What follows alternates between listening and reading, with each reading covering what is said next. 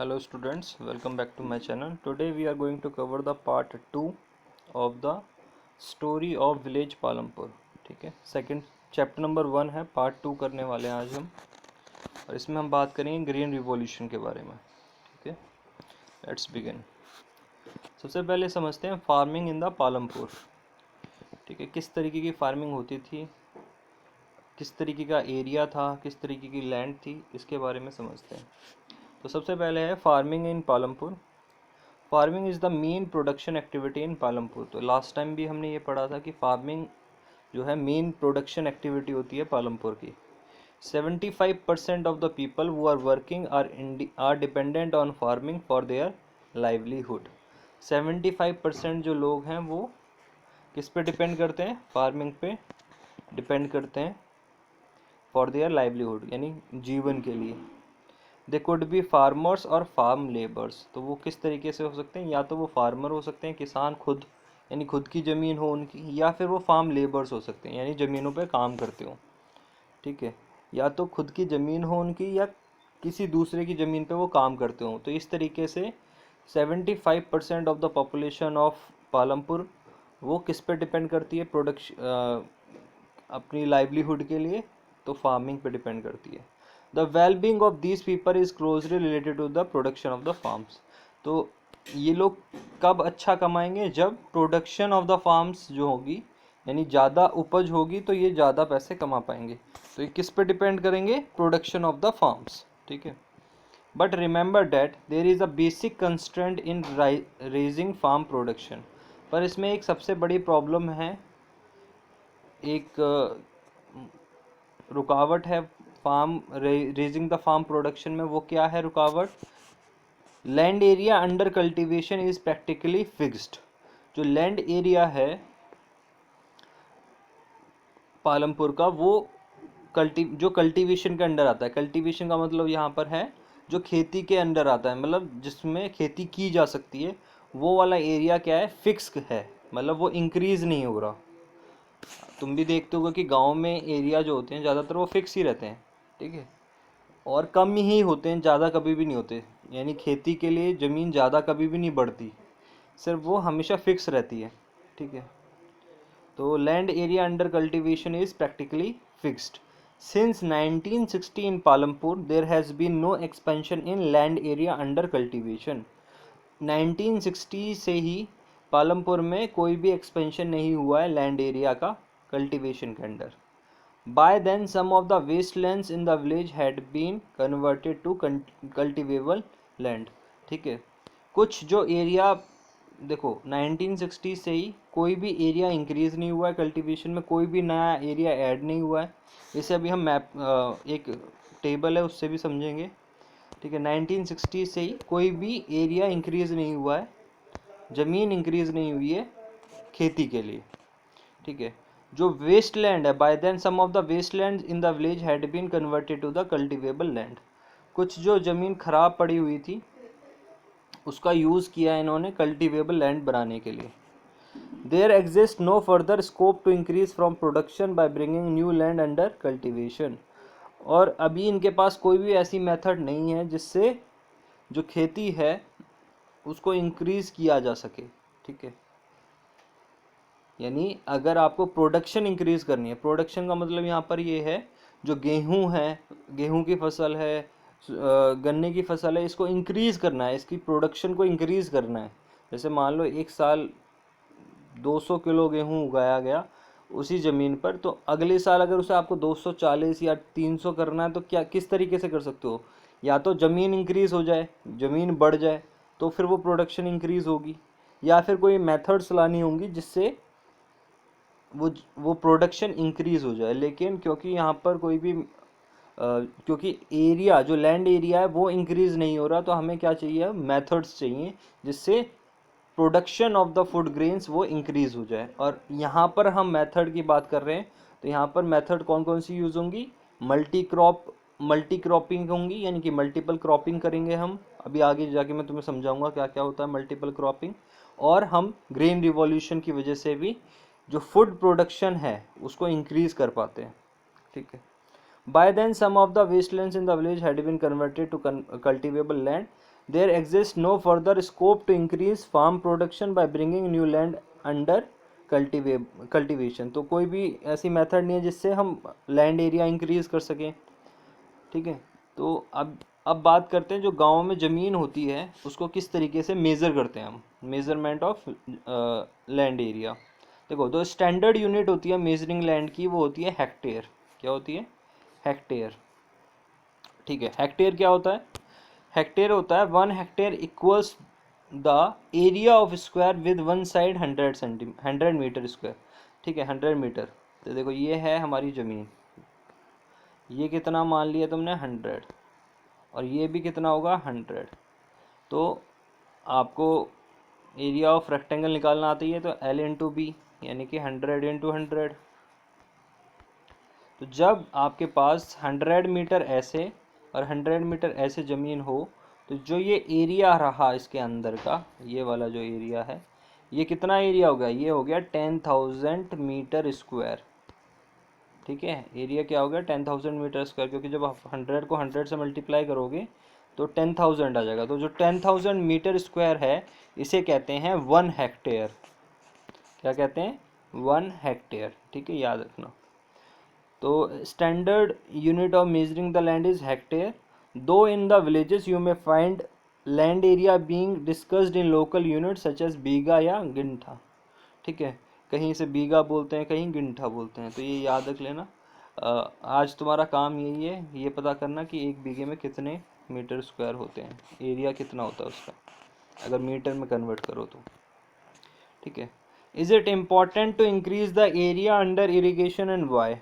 तो क्यों ज़रूरी है, ये क्वेश्चन बोल रहा है यहाँ पर, मैंने क्वेश्चन बनाया हुआ है और एनसीईआरटी भी क्वेश्चन पूछती है, is it important to increase the area under irrigation? क्या ज़रूरी है कि हमें इरिगेशन का एरिया इंक्रीज कर देना चाहिए? तो आंसर है yes, yes it is important to increase the area under irrigation. हमें एरिया इंक्रीज करना चाहिए। रीज़न समझो पहले, रीज़न क्या है? क्योंकि पॉपुलेशन इंक्रीज हो रही है, तो हमें क्या चाहिए?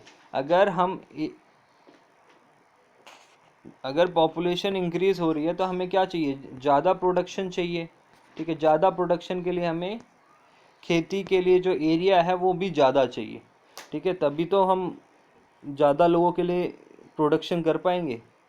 तो इसलिए इम्पॉर्टेंट है कि हम एरिया अंडर इरिगेशन, जो खेती के अंडर एरिया है उसको इंक्रीज कर सकें, ठीक है। तो रीजंस मैंने देखो यहाँ लिखे हैं, more area under irrigation would lead to more yield और प्रोडक्शन, ठीक है। मोर यील्ड का मतलब होता है कि कितना प्रोड्यूस हो रहा है, कितना उग रहा है, ठीक है। तो ज़्यादा एरिया होगा तो ज़्यादा प्रोडक्शन होगी, तो मोर एरिया मोर प्रोडक्शन, ऐसे याद रखना, more area more production to fulfil the needs of the population. जो भी पॉपुलेशन इंक्रीज हो रही है उसकी डिमांड्स को पूरा करने के लिए क्या चाहिए हमें? मोर एरिया। मोर एरिया से क्या आएगा? मोर प्रोडक्शन, और मोर प्रोडक्शन से क्या होगा? More income to the farmer. ज़्यादा उगाएगा तो ज़्यादा पैसा कमा पाएगा। It would provide more employment opportunities for them. जब उसके पास ज़्यादा पैसा होगा तो वो ज़्यादा लोगों को नौकरियां दे पाएगा, ज़्यादा लेबर को अपने खेतों में काम करवा पाएगा, समझ रहे हो? तो मोर area more production more income and more employment opportunities, ठीक है।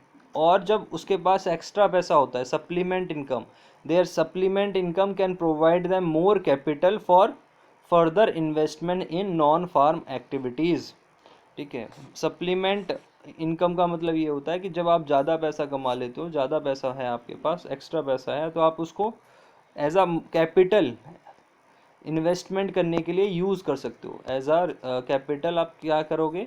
उसको इन्वेस्टमेंट करने के लिए यूज़ करोगे। कैपिटल का मतलब ये होता है जमा पूंजी, ठीक है। तो तुम उसे ऐसा एज ए कैपिटल यूज़ करोगे, किसके लिए? Investment in the non farm activities. Non farm activities में इन्वेस्टमेंट करने के लिए आप यूज़ कर सकते हो उसे, ठीक है। या ज़मीन खरीदने के लिए भी यूज़ कर सकते हो। तो इस तरीके से क्या होगा, जो किसान होंगे उनकी लाइफ जो है बहुत ही आसान होती जाएगी, ठीक है। तो मैंने कहा था टेबल से मैं तुम्हें समझाऊंगा, तो देखो ये टेबल में देखो कि 1950-51 में कितना ज़मीन थी यहाँ पर, कल्टिवेबल लैंड कितना था? 129। फिर 1999 1990 91 में 157 हुआ, और उसके बाद देखोगे तो बिल्कुल कांस्टेंट है। यानी स्टार्टिंग में तो जो वेस्टेबल लैंड था वो इन्होंने अपने कल्टीवेशन के लिए यूज़ करना स्टार्ट कर दिया, लेकिन उसके बाद से 1991 से ज़्यादा इंक्रीज़ नहीं हुआ है लैंड एरिया। कभी कम, थोड़ा बहुत कम ज़्यादा हो जाता है, जो जैसे क्या होता है कि कभी कभी कुछ ज़मीन जो है यूज़ नहीं करते, तो इस वजह से। तो देखोगे तो सेम दिख रहा है तुम्हें 156 156, तो कल्टीवेबल लैंड बिल्कुल सेम है। ठीक है, अब हम बात करते हैं जो पालमपुर के यहाँ पर कौन कौन सी क्रॉप्स उगाई जाती हैं। ठीक है, फार्मिंग के बारे में बात कर ली हमने, सिस्टम के बारे में बात कर ली। अब हम बात करेंगे different crops in a year in Palampur. एक साल में बहुत सारी डिफरेंट क्रॉप्स उगाई जाती हैं। तो in the kinds of crop grown and facilities available, Palampur would resemble a village of the western parts of the state of Uttar Pradesh. तो जैसे मैंने बताया था कि western part of Uttar Pradesh के बारे में है ये जो पालमपुर विलेज है। ये एक्चुअली में बुलंदशहर का एरिया है, वहाँ से किसी विलेज के बारे में बताया गया है। तो जो पालमपुर वाला एरिया है ये बिल्कुल सेम, जैसे जैसे यहाँ पर क्रॉप्स उगाई जाती हैं बिल्कुल वैसे ही पालमपुर की स्टोरी में भी सेम है। ठीक है, all land is cultivated in Palampur. तो सारी ज़मीन इस पर यहाँ पर खेती होती है, कोई भी ज़मीन छोड़ी नहीं जाती। No land is left idle. ठीक है, तो यहाँ पर किस तरीके की खेती होती है। How is the multiple cropping practised in Palampur. Multiple cropping का मतलब यहाँ पर क्या होता है, देखो एक साल के अंदर आप डिफरेंट काइंड ऑफ क्रॉप्स उगाते हो। यानी पहले कुछ उगाओगे, फिर बीच में कुछ और उगाओगे, और फिर बाद में कुछ और उगाओगे। तो हमारे यहाँ पर या पालमपुर में भी कितनी क्रॉप्स उगा ली जाती हैं एक साल के अंदर, 3 क्रॉप्स उगाई जाती हैं। ठीक है, इसे कहा जाता है multiple cropping. During the rainy season, यानी खरीफ का जब मौसम होता है, जब रेनी सीजन होता है, तो फार्मर ग्रोज जवार बाजरा। ठीक है, these plants are used as the cattle field. ठीक है, जवार या बाजरा उगाया जाता है, जैसे राजस्थान में, हमारे यहाँ तो कम उगाया जाता है, राजस्थान जैसे एरिया में ज़्यादा जवार या बाजरा उगाया जाता है। जिसके लिए, जो किसके लिए उगाया जाता है, बेसिकली गाय भैंसों को खिलाने के लिए। कैटल फीड का मतलब ये है कि उनको खिलाने के लिए ये उगाया जाता है। कब, रेनी सीजन में। It is followed by the cultivation of potato between October and November. जैसे ही रेनी सीजन ख़त्म होता है उसके बाद क्या उगाया जाता है, उसके बाद उगाया जाता है, कल्टीवेट किया जाता है पोटैटो, अक्टूबर से दिसंबर के बीच में। ठीक है, तो ये दूसरी क्रॉप हो गई। इन द विंटर सीजन, यानी अब खरीफ के बाद अक्टूबर दिसंबर के बीच में पोटैटो उगाया गया था, और विंटर सीजन में fields are sown with the wheat. तो फिर क्या उगाया जाता है, वीट, यानी गेहूं की फसल बो दी जाती है। और उसके बाद from the wheat produce farmers keep enough wheat for the family's consumption and sell the surplus wheat at the market in the Raiganj. ठीक है, तो क्या होता है वहाँ पर, जो जितना उन्हें चाहिए होता है वो अपनी फैमिली के कंजम्पशन के लिए यूज़ करते हैं वो लोग, और बाकी सब क्या करते हैं, बेच देते हैं मार्केट में। जो भी सरप्लस वीट होता है, कौन सा, सरप्लस वीट। सरप्लस वीट का मतलब ये होता है, जैसे मान लो, एग्जांपल से समझाता हूँ तुम्हें। एक खेत में 100 किलो गेहूँ उगा। ठीक है, अब उसकी फैमिली को चाहिए था 70 किलो। ठीक है, उन्होंने देखा कि हमें 70 किलो चाहिए एक महीने के लिए, तो 30 किलो क्या हो गया, 30 किलो एक्स्ट्रा हो गया। एक्स्ट्रा मतलब ये क्या होगा, सरप्लस। ठीक है, याद रख लेना, जो ये 30 किलो बच गया इसे कहेंगे हम सरप्लस। ठीक है, तो ये सरप्लस वीट को क्या करेगा वो किसान, वो जाके खेतों में, सॉरी, मार्केट के अंदर बेच देगा। ठीक है, a part of the land area is also devoted to sugar cane which is harvested once every year. Sugar cane in its raw form or a jaggery sold to the traders in Shahpur. ठीक है, और इसी बीच में, इसी में कुछ area में हम शुगर केन लगाई जाती है। शुगर केन का मतलब यहाँ पर है गन्ने की खेती होती है। एक साल में एक बार उसे काटा जाता है, हार्वेस्ट किया जाता है, और शुगर केन को फिर गुड़ बनाकर मार्केट्स में बेचा जाता है। कौन सी मार्केट्स में बेचा जाता है, तो शाहपुर वाली मार्केट्स में। ठीक है, याद रख लेना। तो कई सारी क्रॉप्स यहाँ पर देखो, मल्टीपल क्रॉपिंग हो चुकी है। पहले जवार बाजरा बोया, उसके बाद पोटैटो, उसके बाद वीट, उसके बाद और साथ साथ में कौन सी क्रॉप चल रही है, शुगर केन। ठीक है, तो ये डिफरेंट क्रॉप्स उगाई जाती हैं एक साल के अंदर पालमपुर में। अब हम कुछ ओल्डर मेथड्स की बात करेंगे और उसके बाद नए मेथड पाएंगे। ओल्डर मेथड्स में देखो, एक पर्शियन व्हील हुआ करती थी। देखो ये होती है ऐसी पर्शियन व्हील, इसे कहा जाता है पर्शियन व्हील। इसमें क्या होता है, एक ये व्हील होती है और उसके चार ऊपर ना ऐसे ये बाल्टी सी लगी होती है, इसमें पानी भरा जाता है। और तुम इसकी वीडियोस भी देख लेना, ऑनलाइन मिल जाएंगी तुम्हें पर्शियन व्हील्स की। और उसमें ये तुम्हें पता चलेगा कि ये किस लिए यूज़ की जाती थी। ये यूज़ की जाती थी बेसिकली फॉर इरिगेशन मेथड। ठीक है, छोटे छोटे जो मेथड्स, जो खेत होते हैं, छोटे फील्ड्स होते हैं, वहाँ पर पानी पहुँचाने के लिए कुएं से डायरेक्ट वो पानी खेतों तक पहुँच जाए, इसलिए इरिगेशन व्हील्स, पर्शियन व्हील्स का यूज़ किया जाता था। ठीक है, तो Persian wheels were till then used by farmers to draw water from the wells and irrigate small fields. ठीक है, तो पानी को निकालने के लिए देखो इसका काम क्या होगा, ये नीचे से पानी ऐसे पानी उठाएगा, फिर ये ऊपर ले जाएगा, और फिर ये जो ये दिख रही है ना, ये वाला यहाँ पर पानी गिरता है और ये अ, आगे जाके खेतों तक पहुँच जाता है इस तरीके से। People saw that the electric run tube wells could irrigate much larger areas of land more effectively. ठीक है, जो अब जो है पर्शियन व्हील्स यूज़ करना बंद कर दिया है अब, क्योंकि सब जगह इलेक्ट्रिसिटी आ चुकी है। तो अब कौन सी क्या चीज़ यूज़ होती है, इलेक्ट्रिक रन ट्यूब वेल्स, जो मैंने कल तुम्हें दिखाई थी। Could irrigate much larger areas of land more effectively. जो ये इलेक्ट्रिक वेल्स हैं, ट्यूब वेल्स हैं, ये ज़्यादा एरिया को इरीगेट कर पाती है, सिंचाई हो पाती है उनकी ज़्यादा एरिया की, किससे, इलेक्ट्रिक रन ट्यूब वेल्स से। ठीक है, तो वो बहुत ज़्यादा इफेक्टिव हैं। The first few tube wells were installed by the government. जो पहले स्टार्टिंग में ट्यूब वेल्स किसने बनवाई थी, गवर्नमेंट ने। अब जो है soon however farmers start setting up private tube wells. लेकिन अब क्या है, अब सबने अपनी प्राइवेट ट्यूब वेल्स भी लगाना स्टार्ट कर दिया है। As a result by the mid 1970s the entire cultivated area of 200 hectares was irrigated. जैसे पालमपुर में 200 हेक्टेयर एरिया था और वो सारा ही एरिया अब इरीगेट होता है। ठीक है, इरीगेशन सब पे होने लग गई है, क्योंकि अब क्या हो चुका है, अब आ चुकी है इलेक्ट्रिक रन ट्यूब वेल्स। ठीक है, बिजली से चलने वाली tube wells. Not all villages in India have such high level of irrigation. पर सब जगह ऐसा इरिगेशन सिस्टम नहीं है, क्योंकि देखो पालमपुर में तो बहुत अच्छा high level of irrigation system है, लेकिन पूरे इंडिया में ऐसा नहीं है। Apart from the riverine plains, coastal regions in our country are well irrigated. जो रिवराइन प्लेन्स है, रिवराइन प्लेन्स कौन से होते हैं, जहाँ पर नदियाँ होती हैं और नदी के आसपास वाला जो एरिया होता है उसे कहा जाता है रिवराइन प्लेन्स। ठीक है, तो वो नदियों का पानी इरिगेशन के लिए यूज़ हो पाता है, तो वहाँ पर एक वेल इरिगेशन सिस्टम होता है। कोस्टल रीजन्स में भी ऐसे ही होता है, जहाँ पर किनारे पे रहता है वहाँ पर भी वेल इरिगेटेड सिस्टम रहता है। लेकिन जहाँ पर प्लेट्यूज़ हैं, in contrast plateaus region such as Deccan plateau, जहाँ पर पठार हैं, वहाँ पर बहुत ही low level of irrigation system होता है। ठीक है, तो जो ये वेस्टर्न पार्ट है, वेस्टर्न पार्ट ऑफ इंडिया, जो ऊपर वाला पार्ट है, वेस्टर्न नॉर्थ वेस्टर्न वाला पार्ट, ठीक है, वहाँ पर बहुत अच्छा high level of irrigation system है।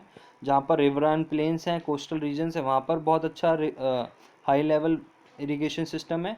बाकी जहाँ पर प्लेट्यूज़ हैं, जैसे कि डेक्कन प्लेट्यू है, वहाँ पर कैसा सिस्टम है, लो लेवल ऑफ इरिगेशन।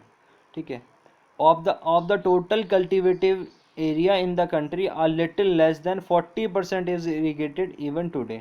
तो जो ये डेक्कन प्लेट्यूज़ हैं, जहाँ पर ये डेक्कन प्लेट्यू कहाँ पर हैं, ये देखो, ये ऐसे ये इंडिया है, तो ये जो नीचे वाला पार्ट है ना, ये बीच वाला पार्ट, ये डेक्कन प्लेट्यू कहलाता है। तो ये डेक्कन प्लेट्यू पे कितने परसेंट इरिगेशन हो रही है, तो 40% ही जो एरिया है वो वहाँ पर इरिगेशन होती है। बाकी सारा एरिया क्या है, इरिगेशन का मतलब यहाँ पर है, वहाँ पर सिंचाई का अच्छा साधन है, मतलब किसी तरीके से भी पानी पहुँच सकता है, या तो रिवर से पहुँच जाए या फिर उन्होंने अपने ट्यूबवेल्स लगवाए हुए हैं।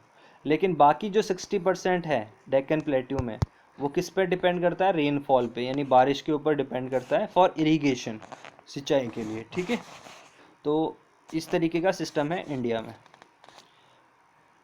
अब हम बात करते हैं, is there a way one can grow more from the same land. क्या कुछ ऐसा सिस्टम है जिससे हम एक एरिया पे, एक लैंड पे से ज़्यादा ग्रो कर सकें? तो अभी हमने कुछ सिस्टम समझे। तो पहला है हमारा इरिगेशन सिस्टम। अगर अच्छा होगा तो हम एक ही एरिया पे ज़्यादा से ज़्यादा खेती कर सकते हैं। तो इलेक्ट्रिसिटी ने पालमपुर को क्या किया, ट्रांसफॉर्म कर दिया into the system of irrigation. ठीक है, वेल सिस्टम ऑफ इरिगेशन उसका इंक्रीज हो गया, और अब वहाँ पर कैसा सिस्टम है, a well developed system of irrigation. तो पॉइंट नंबर 1, इलेक्ट्रिसिटी की वजह से वेल डेवलप्ड इरिगेशन सिस्टम आ गया। ठीक है, दूसरा है introduction of the multiple cropping. वहाँ पर इंट्रोडक्शन हुआ मल्टीपल क्रॉपिंग का। ठीक है, एक ही साल में कई कई क्रॉप्स उगाई जाती हैं, जिसकी वजह से भी प्रोडक्शन इंक्रीज हो गई है। ठीक है, और चौथी मेथड है वहाँ पर मॉडर्न फार्मिंग मेथड्स आ चुकी हैं, जैसे कि ट्रैक्टर्स, थ्रेशर्स, ये सब आ चुके हैं। इसकी वजह से भी वहाँ पर प्रोडक्शन बहुत ज़्यादा इंक्रीज़ हो चुकी है। और एक ग्रीन रिवॉल्यूशन भी आ गया, जिसकी वजह से इंट्रोड्यूस द HYV सीड्स। जो बीज है वो बहुत ही अच्छी क्वालिटी का बीज अब पालमपुर को मिल चुका है, क्योंकि वहाँ पर क्या आ चुका है, ग्रीन रिवॉल्यूशन। और इस बीज को कहा जाता है हाई ईल्ड वैरायटी सीड्स। ठीक है, एक अलग तरीके का बीज होता है जो कि ज़्यादा प्रोडक्शन को इंक्रीज कर, जो ज़्यादा प्रोडक्शन देता है। ईल्ड का क्या मतलब होता है, हम बार बार यूज़ कर रहे हैं ईल्ड, है ना। तो इसे या तो तुम प्रोडक्शन से समझ लो कि प्रोडक्शन ज़्यादा होती है, लेकिन इसकी एग्जैक्ट डेफिनेशन होती है yield is measured as a crop produce on a given piece of land during a single season. एक साल में कितना उगा किसी खेत में, तो उसको क्या कहा जाता है, ईल्ड। एक साल में कितनी उपज हुई उसकी, एक जगह की, एक ज़मीन पर, तो उसे क्या कहा जाता है, ईल्ड। मल्टी क्रॉपिंग की डेफिनेशन देखो क्या है, to to grow more than one crop on a piece of land during the year. एक ज़मीन पर एक से ज़्यादा क्रॉप्स को उगाना क्या कहलाता है, मल्टीपल क्रॉपिंग। ठीक है, to grow more than one crop on a piece of land during the year is known as the multiple cropping. ठीक है, उसे क्या कहा जाता है, multiple cropping. It is the most common way of increasing the production on a given piece of land. ठीक है, सबसे कॉमन मेथड है, अगर आपको प्रोडक्शन इंक्रीज करनी हो तो आप क्या करो, मल्टीपल क्रॉपिंग करो। All farmers in the Palampur grow at least 2 main crops. तो जो पालमपुर में लोग रहते हैं वो ज़्यादा कितनी क्रॉप्स मेनली उगाते हैं, 2 तो मिनिमम वो उगाते ही उगाते हैं। ठीक है, many are growing potato as the third crop in the past 15 to 20 years. और पिछले 15 से 20 सालों में तीसरी क्रॉप वो आलू उगाने लग गए हैं। ठीक है, अब हम बात करते हैं ग्रीन रिवॉल्यूशन की। ये ग्रीन रिवॉल्यूशन है क्या, मल्टीपल क्रॉपिंग समझ लिया हमने, to grow more than one crop in a year. अब हम बात करते हैं ग्रीन रिवॉल्यूशन की। ठीक है, इसे हिंदी में कहा जाता है हरित क्रांति। Till the mid 1960s, the seeds used in the cultivation were traditional ones with relatively low yields. 1960 से पहले तक जो सीड्स, जो बीज यूज़ होता था कल्टीवेशन के लिए, वो बहुत ही ज़्यादा ट्रेडिशनल वंस यानी पुराने तरीके का था, और बहुत ही कम उपज कर पाता, मतलब कम प्रोडक्शन कर पाता था। Traditional seeds needed less irrigation, पर उनके लिए कम पानी की इरिगेशन की ज़रूरत होती थी। Farmers used cow dung and other natural manures as fertilisers. और जो किसान होते थे वो केवल और केवल जो गाय का गोबर और मैन्योर्स से जो फर्टिलाइज़र बनता था उसका यूज़ करके खेतों में, और वो अपनी खेती कर रहे थे। All these were readily available with the farmers who did not have to buy them. और उन्हें ज़्यादा कुछ खरीदना नहीं पड़ता था। लेकिन ग्रीन रिवॉल्यूशन ने क्यों आया, तो ग्रीन रिवॉल्यूशन आया इन द लेट 1960 या 19, अगर मैं एग्जैक्ट बोलूँ तो 1969 के आसपास ये इंडिया में आया था। ठीक है, green revolution introduce the Indian farmer to cultivation of wheat and rice. तो ज़्यादा से ज़्यादा वीट और राइस की खेती हो, इस वजह से ग्रीन रिवॉल्यूशन इंडिया में इंट्रोड्यूस हुआ था, कि ज़्यादा से ज़्यादा गेहूं और चावल की उपज यानी कल्टीवेशन ज़्यादा से ज़्यादा हो, इस वजह से ग्रीन रिवॉल्यूशन इंडिया में आया। इसमें क्या यूज़ होता है, high yielding variety of seeds. High yielding variety of seeds. देखो नाम से पता चल रहा है, हाई मतलब ज़्यादा और यील्डिंग का मतलब यहाँ पर है more production variety of seeds. Different type of variety of seeds use किए जाते हैं ताकि ज़्यादा से ज़्यादा प्रोडक्शन हो, खेत में ज़्यादा उगे। जैसे अगर पहले 100 किलो उग रहा था तो अब 200 किलो 300 किलो ऐसे उगे, ठीक है। तो इसलिए अलग तरीके के सीड्स यूज़ किए जाते हैं जिसे क्या कहा जाता है, HYV सीड्स, ठीक है। Why green revolution introduce in India, तो हम समझ रहे हैं कि ग्रीन रिवॉल्यूशन क्यों इंट्रोड्यूस किया गया था। Compare to the traditional seeds, the HYV seeds promise to produce much greater amounts of grain on a single plant, ठीक है। तो अब क्या होगा, जैसे एक ये देखो एक पौधा है यहाँ पर, पहले जो बीज यूज़ हो रहा था तो उस पर अगर मान लो 5 गेहूं के दाने लगते थे, तो जो HYV सीड्स यूज़ करने के वजह से अब वो दाने कितने हो गए, 8 हो गए, ठीक है। इस तरीके से समझो, ठीक है। तो इससे क्या होगा, हाई यील्डिंग, ये क्या हो जाता है, हाई यील्ड करता है, मतलब ज़्यादा से ज़्यादा प्रोडक्शन करता है। तो the high HYV seeds promise to produce much greater amount of grains on a single plant, तो ज़्यादा से ज़्यादा दाने आपको एक पेड़ पे दिखेंगे, यानी ज़्यादा से ज़्यादा फ्रूट आपको मिलेंगे। As a result the same piece of land would now produce far large quantities of food grain than that was possible earlier, तो ज़्यादा से ज़्यादा फूड ग्रेन्स मिलेंगे। तो जैसे अगर पहले कहीं 100 किलो गेहूँ उगाया जाता था, HYV सीड्स लगाने के कारण क्या हुआ, वहाँ पर 200 या 220 इतना केजी गेहूँ उगने लगा, ठीक है।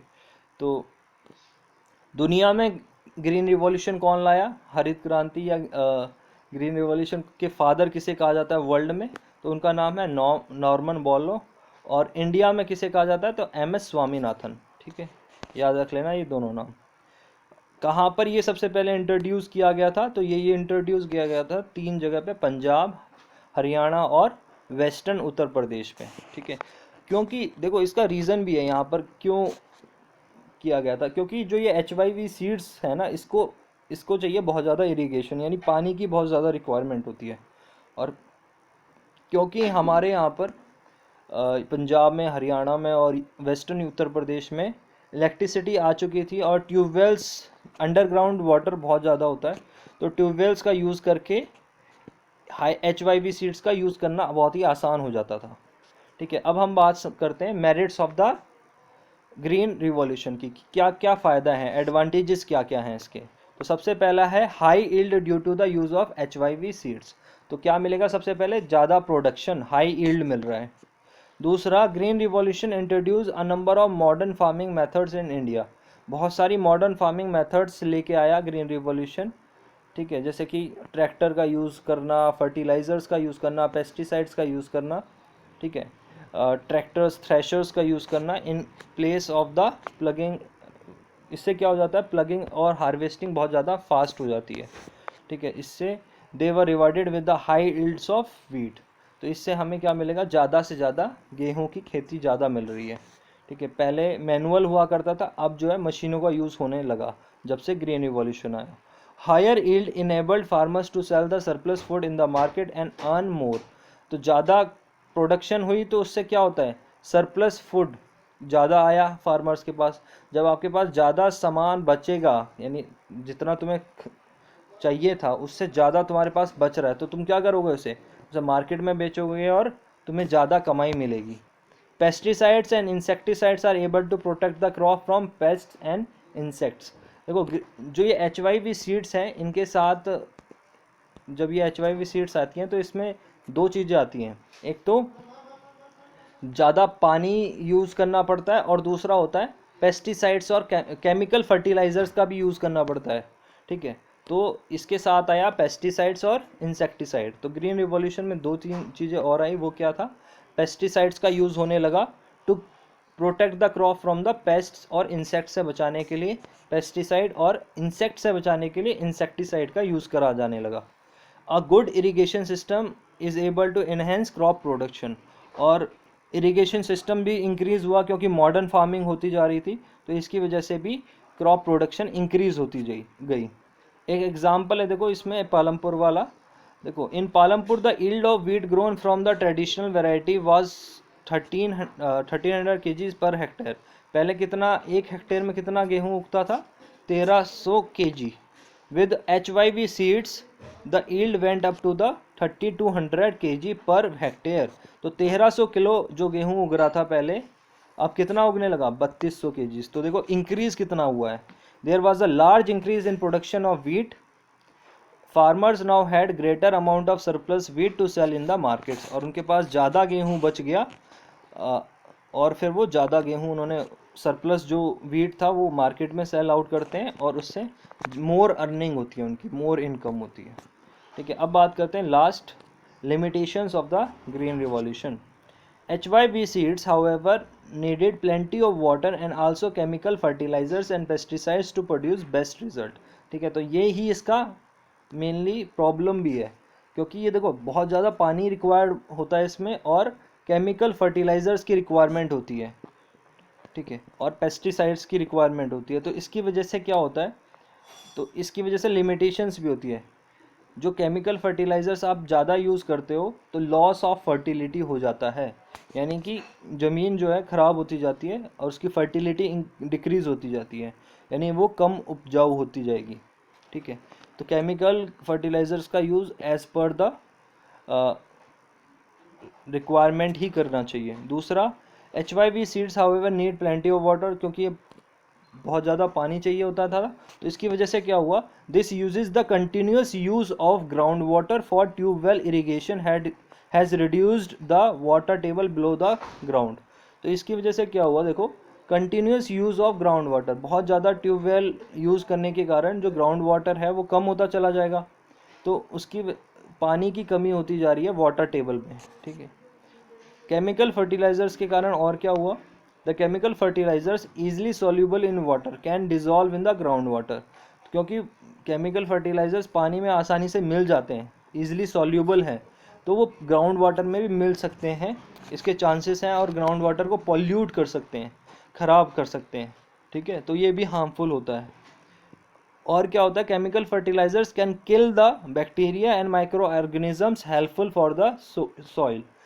जो ये केमिकल फर्टिलाइज़र्स का ज़्यादा यूज़ होता है, इसकी वजह से जो बैक्टीरिया और जो माइक्रो ऑर्गेनिजम्स होते हैं, जो कि वेरी हेल्पफुल होते हैं, यूज़फुल होते हैं सॉइल के लिए, उसकी फर्टिलिटी के लिए, वो भी क्या होते जा रहे हैं, मरते जा रहे हैं. तो इसकी वजह से भी क्या हो रहा है, सॉइल फर्टिलिटी कम होती जा रही है. Excessive use of fertilisers can also make the soil alkaline and unfit for cultivation. तो अभी ये भी बताया था कि ज़्यादा फर्टिलाइजर्स का अगर आप यूज़ करोगे तो वो टॉक्सिक होती जाएगी, सॉइल जो है ख़राब होती जाएगी. एल्कलाइन का मतलब यहाँ पर है वो भी उसका जो, यानी वो टॉक्सिक होती जा रही है, ख़राब होती जा रही है. ठीक है, और इसकी वजह से क्या होगा, जब जो है कल्टीवेट नहीं कर पाएंगे हम क्रॉप्स को, और ये अनफिट हो जाएगी फॉर द कल्टीवेशन.